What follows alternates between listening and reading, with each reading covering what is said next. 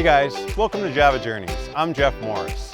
Today we're in Edmonton, Alberta, Canada, capital city of Alberta, northernmost major city in North America, full of hardy, hard-working people. Let's see what kind of coffee they drink.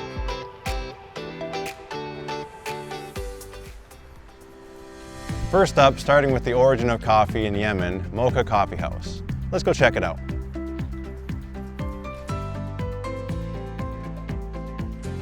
Let me introduce you to the owner. Hey Jamal. Hey Jeff, how are you? Good, how are you? Good. Come on in.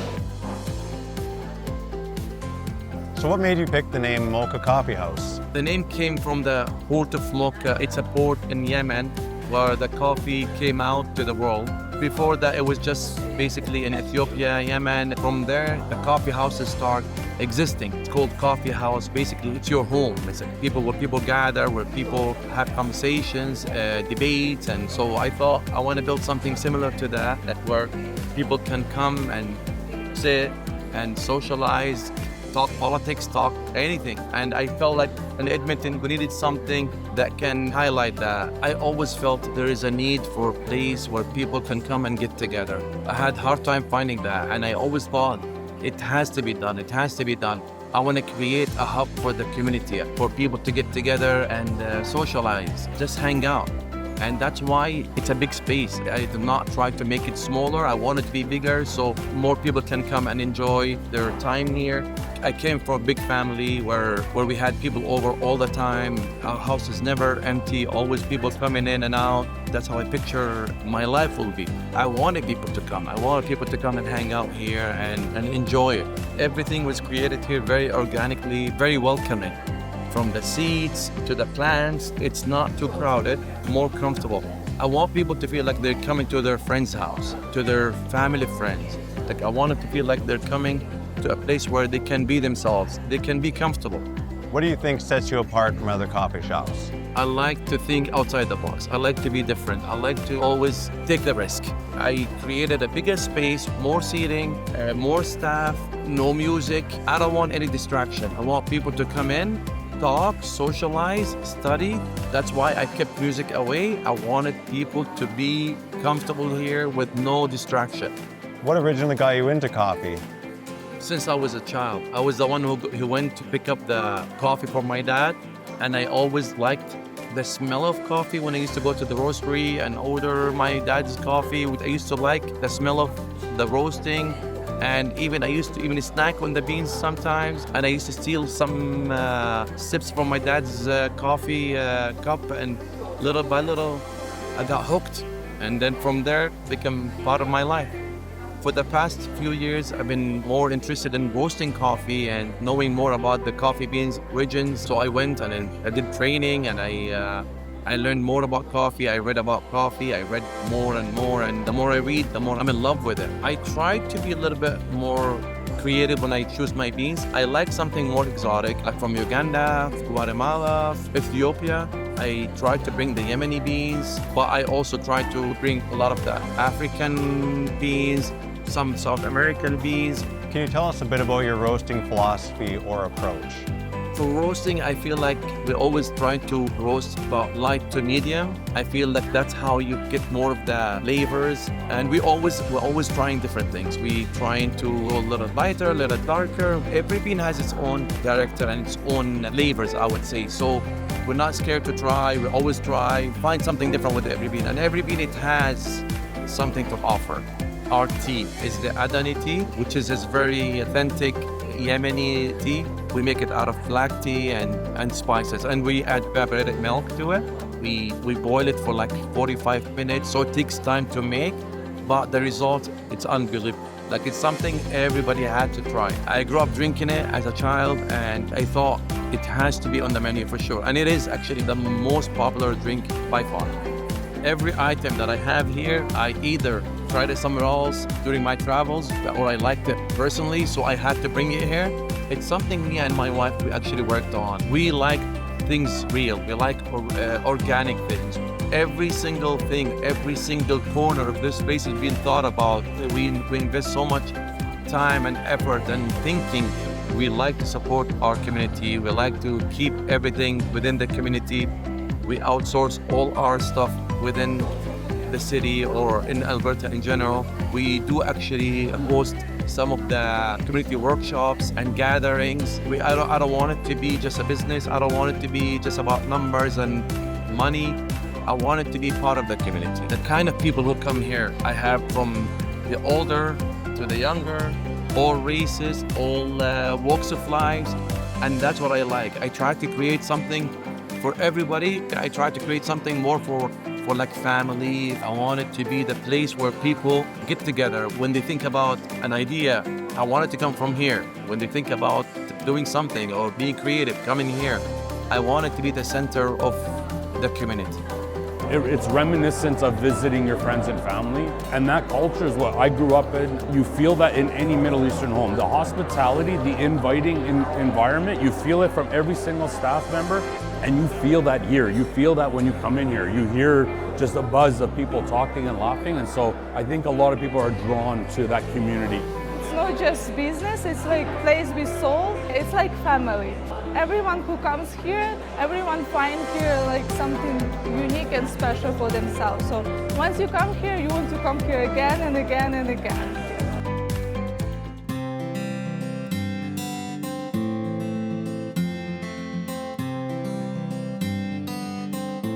Up next, another iconic Edmonton staple, Rogue Wave. Let's go talk to my friend David. Hey David. Hey Jeff, welcome to Rogue Wave. Thanks.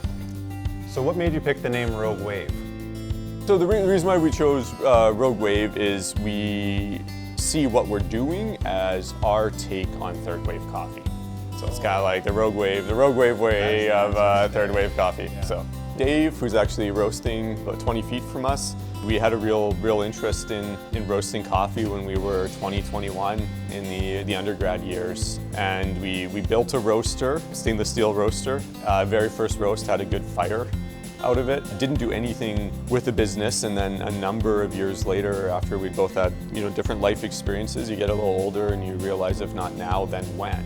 Coffee is one of the few products that you can work with where you oversee the complete supply chain. We have a genuine interest in quality control, so we get to choose what coffees we source, like what farms they come from, what producers we work with, how it's roasted, how it's bagged, how it's brewed. We kind of have an input in the entire supply chain process. I'd say one thing that people might not be aware of is the amount of coffee gear and supplies that we carry. Everything you need to make a good cup of coffee at home we'll supply, because we're really doing this out of a passion and a love. I can brew you up my personal favorite menu item in a minute here if you're interested. Of course I'm interested. So what I'm going to brew with you today is washed Ethiopian coffee, Aragaro. It's a lovely coffee with, a lot of fruit notes, lots of sweetness, and a little bit of brightness in there. Right now what I'm doing is I'm just doing a rinse of the filter, make sure none of the paper taste kind of comes through, and I'm also simultaneously warming up the decanter. Okay, so I have 15 grams. What we're going to do first is a bloom. And basically what I'm doing is I'm getting all of the grinds wet. This is where you're going to start to get some really nice smells here. So you can see right now how it's off-gassing. Right after a roast, we're going to have a lot more of that, like 2 to 3 weeks down the road, it's going to be different. So it's just, you feel in touch to, the product by doing handcrafted coffee. Like you really see how it evolves and changes. Yeah, so this is going to do a first pour here. For me, I find the process of making coffee to be as enjoyable as actually drinking it. It really is about the ritual. It's like a very comforting thing. You get this relationship with coffee, but just because I find the process very relaxing and enjoyable. So I use 250 grams of water in total, so this is a little smaller cup of coffee. Okay, so total brew time, we want it to be between 2.5 and 3 minutes. If it's too shorter time than that, probably under-extract the coffee. Too long, we over-extracted it. Landed right in the middle. That's got a great color to it. It's got a great color. Let you take a little sniff there.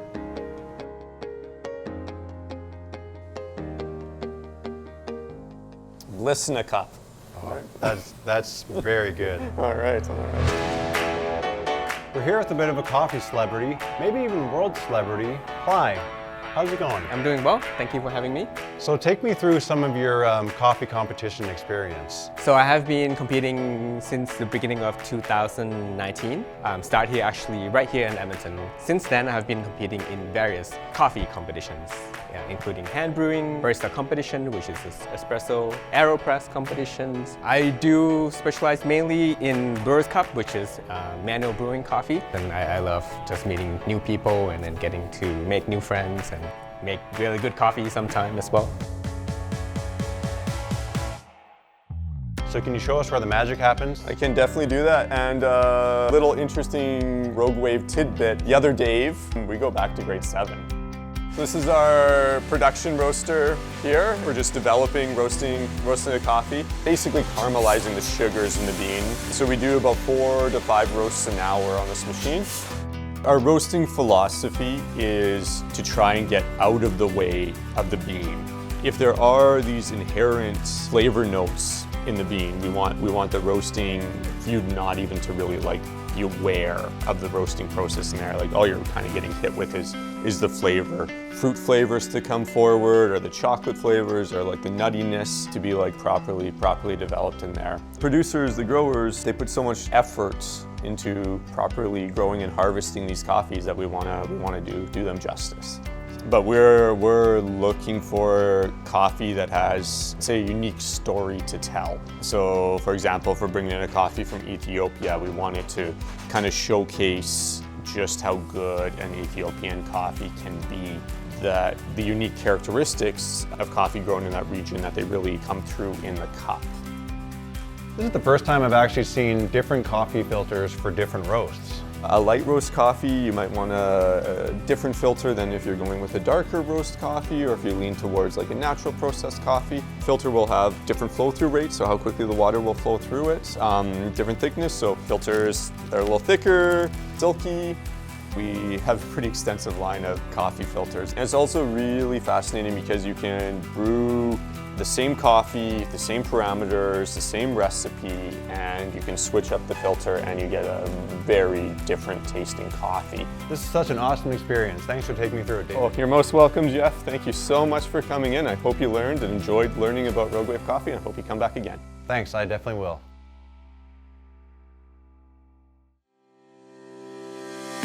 Next on the list is Candid Coffee Roasters. Founded by Rachel and Levi in 2020, they've been doing some great things here in the south side of Edmonton. Let's go see what they're up to. Hey Levi. Hey Jeff, how's it going? Good, how are you? Yeah, good to see you. Thanks for coming. Let me show you around. All right. Levi, what originally got you into coffee?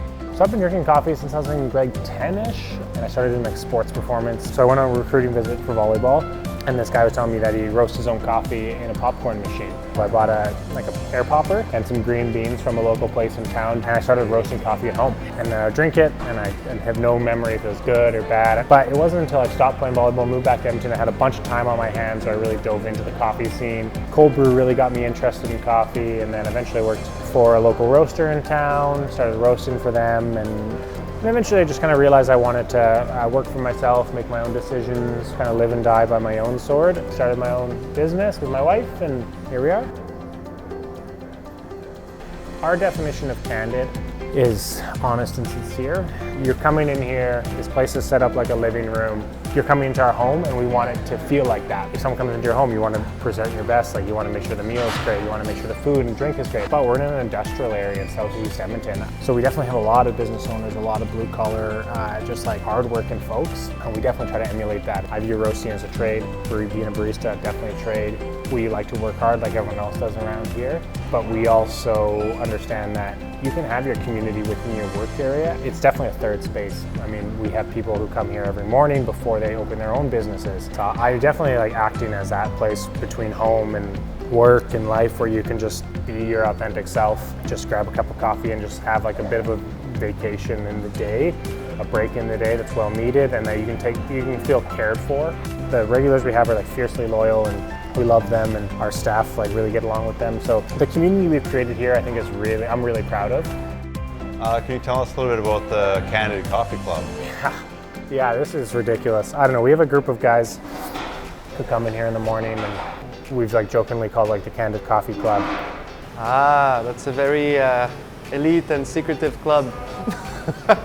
Lots of people just hang out, meet each other, talk. We help each other out with projects sometimes. Yeah, kind of a funny thing, a really natural thing that's come in over time. Few regulars. Usually we get here every morning during the week. I mean, it's me, a machinist shop owner, an automotive shop owner, I got a heavy duty shop, a bunch of other guys pop in. You know, it's a nice way to start the day, get here, drink some coffee, laugh, and we actually all became pretty good friends now. It's a good community spot, for sure. I mean, the Candid Coffee Club is just like anyone who like kind of comes in, just like shares our like candid attitude. Just people who are candid, are curt, are like frank. If you're in that, you you come here, yeah, you're part of the Candid Coffee Club. Does that mean that I'm in the Candid Coffee Club now? Oh, definitely, yeah. If you can BS with the boys and the girls, yeah, of course. Yeah, I definitely can. So we're here with Grayson. Tell us what you're going to make for us today. Today I'll be making you just a regular latte. What do you think of the shop?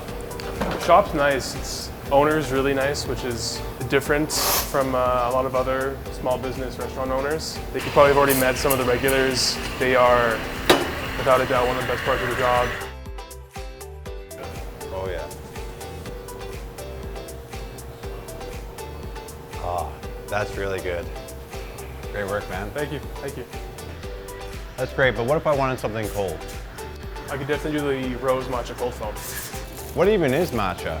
When the Chinese first went over to Japan and introduced Confucianism and a lot of other things, matcha was the style of tea at the time. So it went from fresh tea to ground fine matcha, and then they went back to normal fresh tea, which is what they normally have now. But that part stayed in Japan, and then just over centuries became its more own refined process. And then, I don't know, 10 years ago, got trendy on social media. So why is it green? That'll just be from the tea leaf, because it's just dried, fresh green tea. It's then passed through a very fine grinder, sort of like a mortar and pestle. If you ever see the old windmills that they have like in the Netherlands, they're all usually were set up to grind flour, similar kind of process. So can you tell me a little bit about the brush? The brush, from what I understand, is mostly just done to help break up the particles and incorporate a little bit of air. That's why you always would get a little bit of bubbles on top. This helps create a bit more of like a palatable consistency, makes it less grainy.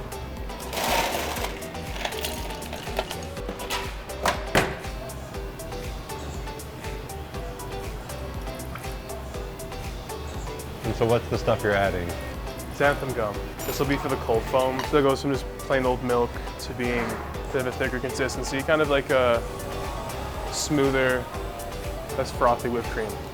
When in doubt, nice little finish. All right, I'm gonna have to try this out.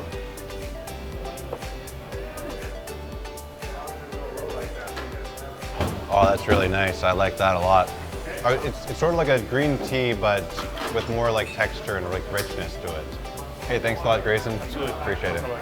Coffee is really good. It's really one of the leaders for the coffee roasters. Levi always import beans. He's very particular about what he brings. I think the coffee's great. I think Levi does good roasting and he knows a ton about it. He's always educating us. You can clearly see the passion he has. Once we started getting to know each other, I've been coming here pretty much every day. I'm a fan of pour-overs, so I'm really picky with my pour-overs. Beans need to be good, need to be fresh. You want to taste something different all the time. He's made it all for me. Cortados, macchiatos. Usually I'll have a decaf Americano. Tried all his pour-overs, they're all great in different ways. If I don't go for a pour-over, I'll usually go for a cortado. Oh yeah, favorite menu item, they got like a spinach pocket. It's sort of like Hispanic pita. It's got feta in it, some spinach, it's great. Nice and sharp, good way to start the morning. Yeah, so this is our roaster here. It's not too complicated. I like to say it's just like a blend between a dryer and a barbecue. We have a cylinder in here that is just spinning, spinning, spinning. We can control the airflow in there and control like the spin rate. And then underneath here, we have open flame burners as well. So yeah, kind of like the barbecue aspect, and then just like a clothes dryer. That's a rudimentary way of like describing how that works. And then right here, everyone always thinks this is kind of like the really like cool part of it. It's just the cooling tray, or once we roast the beans, we want them to stop roasting and stop cooking as soon as they drop in here so we can have a nice consistent process. And then we throw them into our buckets, let them rest for a day or two, and then we package them and get them out to our customers. Like a lot of the coffee we're bringing in is some of the best coffee like we have access to. But everyone has access to this kind of stuff. It's kind of our take on it and trying to bring out the best in the green bean as possible. Like I feel like this is just like our little aspect of it. The producers are either planting the trees years back or they're using heirloom varietals. All this kind of stuff impacts it before we get it. And it's my job just to like bring out the best I can out of that. There's already like a perfect coffee inside of the green bean that we get. We try not to impart too much of our will on the coffee, but we try to let the beans speak for themselves. Can you tell us a bit about your roasting philosophy or approach? In Italy, there's a museum dedicated to the statue of David. What I was most intrigued was there's like almost like half-finished statues of these guys just like half in rock and half a statue. And like he said, there was always a statue in a piece of rock. It's his job to find it. The beans that we purchase are already great, and there's already a great cup of coffee within these beans. It's just my job to find it. It's the philosophy that there's already inherent beauty in these like green products, and it's just my job to let that shine. Hey, thanks for having me. Hey, yeah, no problem. Can't wait to come back again. Awesome, yeah, thanks for coming.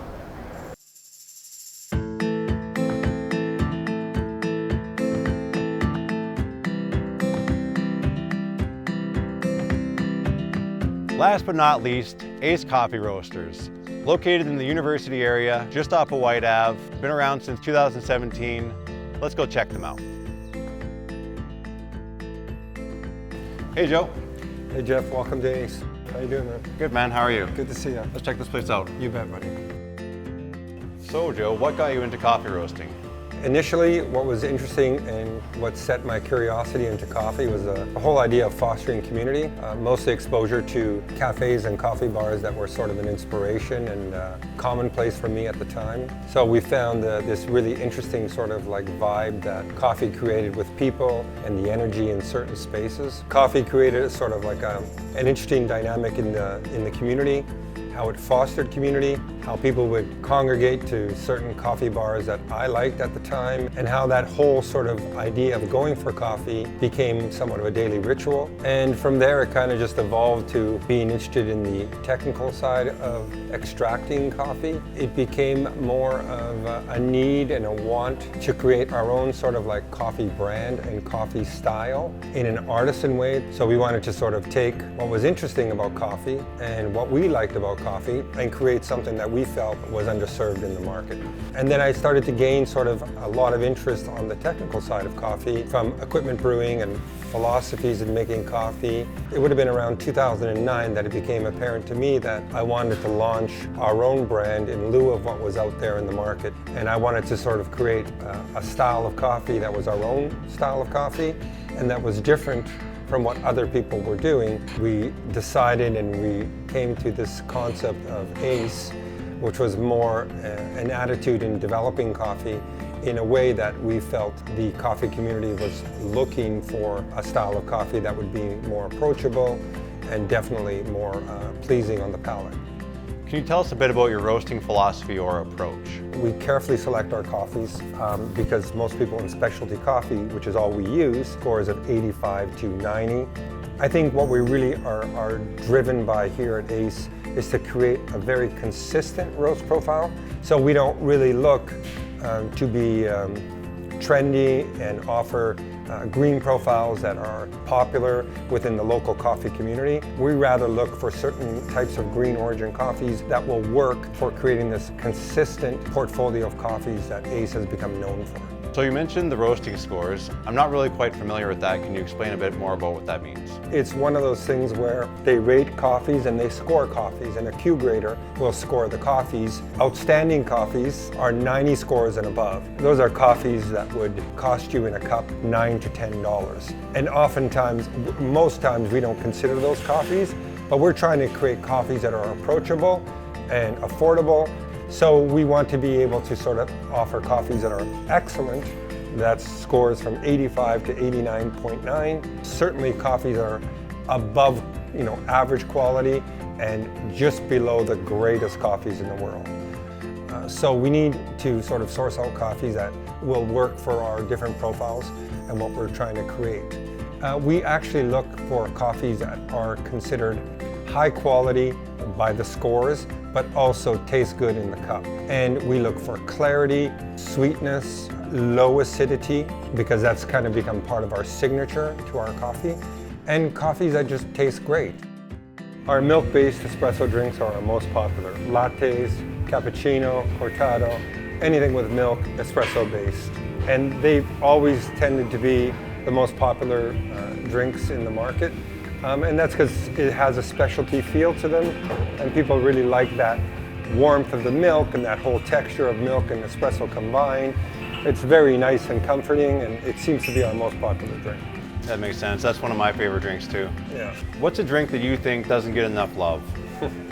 What I think is really like missing the mark a lot is just having coffee black, whether it be like a good, well-extracted espresso, which we take a lot of pride in developing, or just even a nice pour over with one of our single origins. But anything that's black in its pure form, you know, represents true coffee to us, and that's something that I think people have not been considering in their coffee sort of drinking on a regular basis. I think there's a lot to be said about a simple cup of black coffee. One of the things that we're very proud about is the fact that we spend so much time in sourcing good coffees, cupping them, and making sure that the profiles that we offer, whether it be in a blend or single origin, is very well curated and super well put together so that it really does taste great in the cup. And I think a lot of people don't realize how much time and effort we put into that. We're always very much committed to offer a very inviting space, a comfortable space, and one that people feel trusted to come back to again, because not only when you come into the space are you somewhat wowed about some of the feel and how we curate the spaces, but also when you have the cup and the hospitality and the good customer service, we think that people will come back and return to that. And it's one of the things that we focus on and strive on. Hey, it's been a great day. Appreciate you taking the time to show me around. Thanks, man. My pleasure.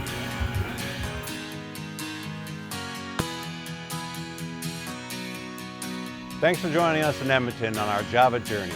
Join us next time where we visit a different city and we see how they like their coffee.